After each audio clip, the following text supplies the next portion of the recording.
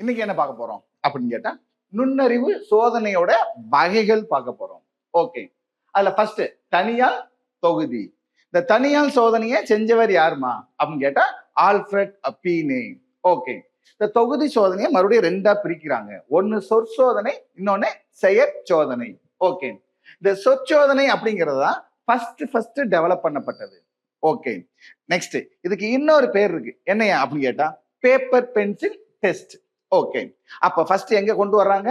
அமெரிக்கால கொண்டு வர்றாங்க. எந்த டைம்ல கொண்டு வர்றாங்க? ஃபர்ஸ்ட் வேர்ல்டு வார் அப்ப கொண்டு வர்றாங்க. அப்ப இந்த டெஸ்ட் அப்படிங்கிறதுக்கு யாருக்கு மட்டும் பொருந்தும் அப்படின்னு கேட்டா ஆங்கிலம் தெரிந்தவர்களுக்கு மட்டும் பொருந்தும். ஆங்கிலம் தெரிந்தவர்கள் அப்படின்னா எழுத படிக்க தெரிந்தவர்களுக்கு மட்டும் பொருந்தும். அதனால அதுக்கு பேர் என்ன சொல்றாங்க? Army alpha test. ஓகே, அப்ப இந்த ஆர்மி ஆல்பா டெஸ்ட்டை எழுதுறதுக்கு என்ன உண்டு? டைம் லிமிட் உண்டு. ரைட்.